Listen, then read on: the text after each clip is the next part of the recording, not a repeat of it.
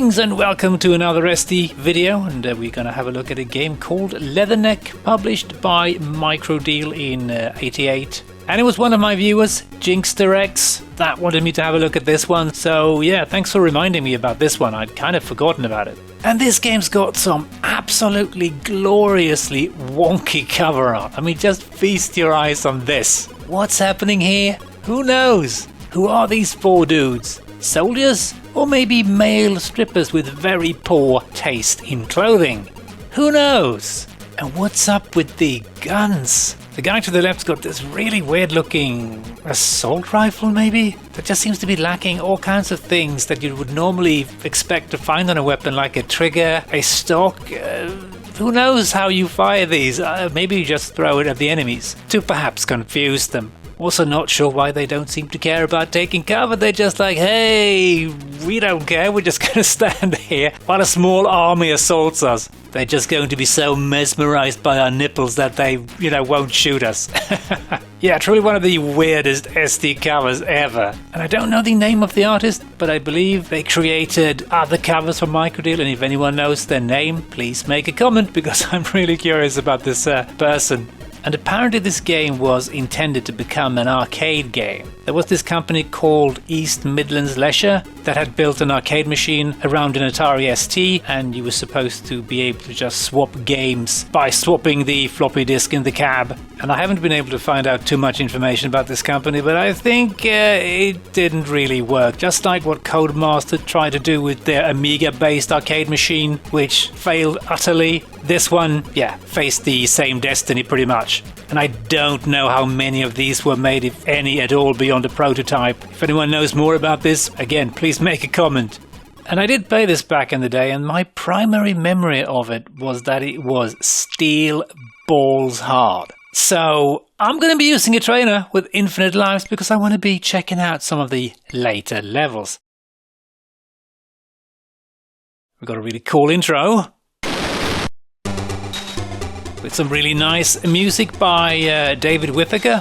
And this game is of course designed by or done by the Dream Team, Steve Bach, Pete Lyon and David Whittaker. And the main gimmick of this game was that it supported up to 4-player simultaneous play. But to do that you actually had to buy an additional joystick adapter.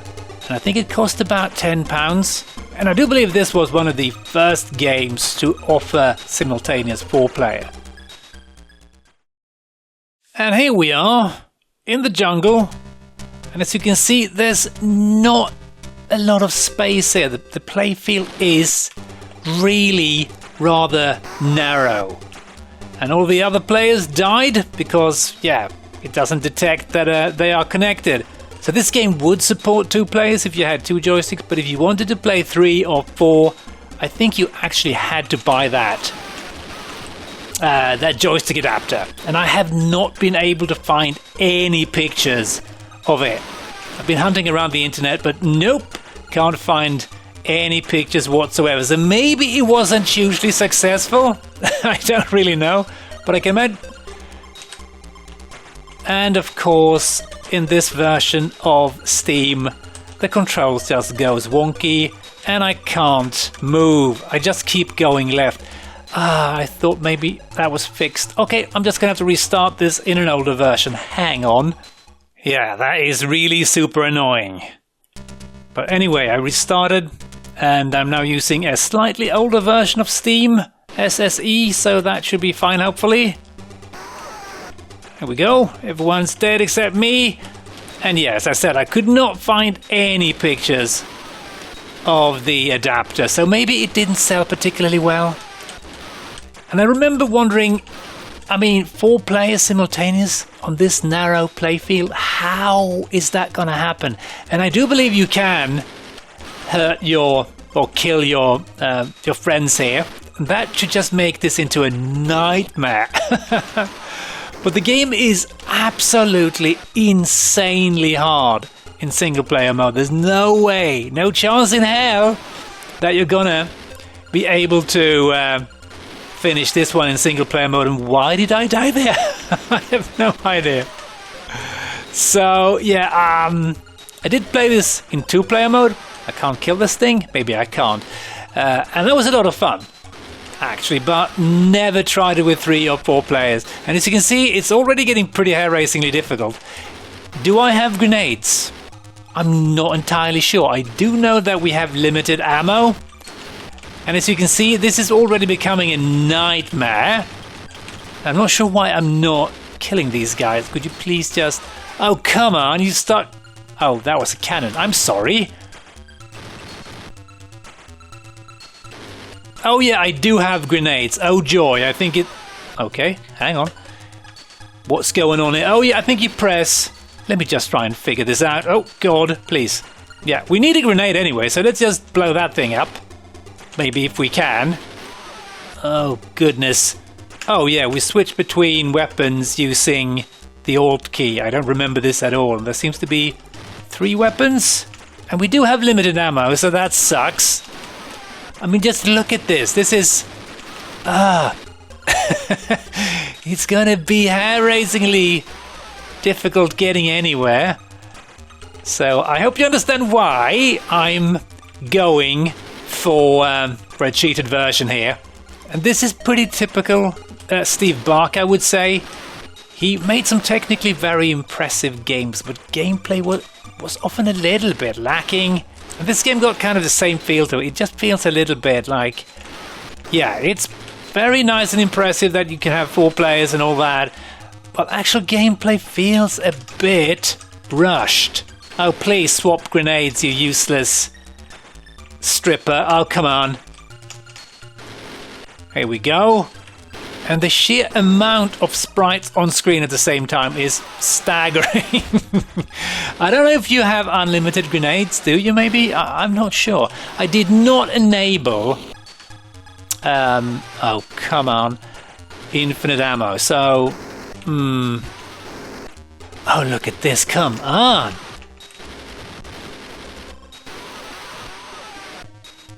Sometimes you have no idea what gets you. But the game does have sample sound effects and pretty nice and smooth scrolling, and yeah, 4-player simultaneous play, which, yeah, would have been fun to try that out back in the day, but never played more than 2 players. But 2-player mode was fun, as I remember it. I mean, single player though was just completely hopeless. No way. And please, use grenades, you silly person. Can I go over this? No, I can't. Oh, please. Let me pass. Yeah, it's just impossible. And please, why does it swap weapons by itself? I'm not sure. The hit detection is sometimes a little bit questionable. But hey ho, such is life in 1988 on the ST.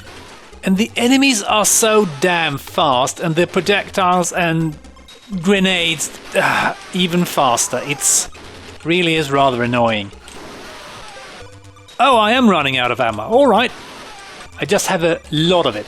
Fair enough. And they did show some rather nice screenshots of this one back in the day in the advertising, I seem to remember, of screens that I never ever got to back in the day. I mean, I don't think I ever got even this far, not by a long shot. Game is just nigh on impossible in single player mode. And this gets quite repetitive quite quickly. Even if this was doable in single player, I don't think it would be that enjoyable. Not even back in the day, even with the sample screams, explosions and the insane amount of sprites on screen at the same time.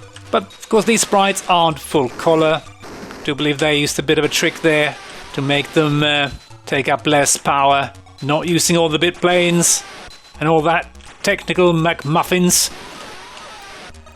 Okay, now we get some new graphics.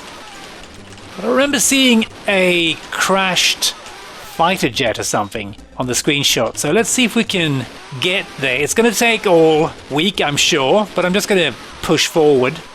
Oh, would you look at that? There's the plane! Or at least a wing. And you've got to respect the enemy here, because they have an amazing way of throwing grenades, synchronized grenades. Beautiful, like they're dancing. I wonder how many lives I've lost so far. 100,000 maybe? You just have to edge forward like a pixel at a time, and it just gets so damn frustrating. I remember this, and I wish that Bach would have just changed up the attack patterns a bit to make it less repetitive, because it's always kind of the same approach. Oh, would you look at that? The sheer amount of grenades they are throwing. Crikey. Look at this bullet hell nightmare. Oh, here's the plane again, but a different part. Looking very nice indeed. Just a shame they didn't put some more effort into the gameplay, because I'm pretty sure this could have been fun in single player as well. Oh, everything went peaceful for a bit there. That's strange. Oh, well, not anymore. Well, at least the main sprite is fairly consistent compared to the cover art, right? And now it's getting really crowded here. Lots of jungle getting in my way. Oh, we get a helicopter. That's very nice too. I wonder if there's an end to this game, or it just keeps going and going and going. Yeah, this is pretty heavily inspired by Ikari Warriors and Commando. Maybe more Ikari Warriors, I suppose.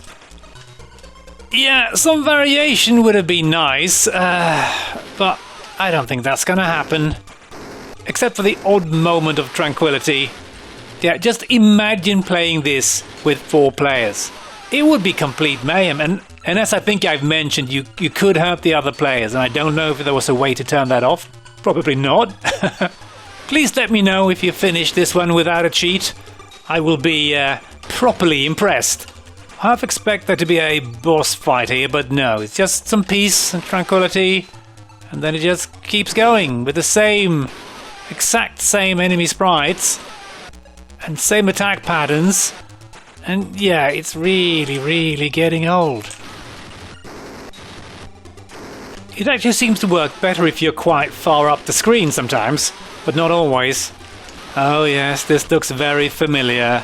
I'm not sure if the game is just looping now, because it looks very much the same here. You know what? This is just getting way too mesmerizing. It's like some sort of evil hypnosis here. So I'm just going to call it quits and have a look at a couple of reviews before I just lose my mind completely. So yeah, see you in the review section. Atari ST user awarded the game 7 out of 10, and they wrote, Leatherneck is yet another macho Rambo jungle warfare vertical scroller. If you haven't already got one, it's well worth considering, but for me it's just too similar to Predator and Ikari Warriors. Once you've played one, you've played them all. Still, I think I'll have just one more go. And I don't know, 7 feels a bit much. Back in the day I was way too frustrated by this game, but again, in multiplayer, okay, that was fun, but there is very little variation, regardless of how many players you have. Ace gave the ST version 897 mystery points, and they wrote, the e-graphics, scrolling and animation are all top-notch. Sound too is very impressive, screams, gunfire, etc., all of which help to make this one of the most enjoyable Commando Rambo-type games ever to have appeared. Yeah, well, maybe in '88, but yeah, there were definitely better running guns on the ST with far more variety than this one. And with that, I'm just going to say thanks for watching, hope you enjoyed, and as always, hope to catch you next time. Cheers!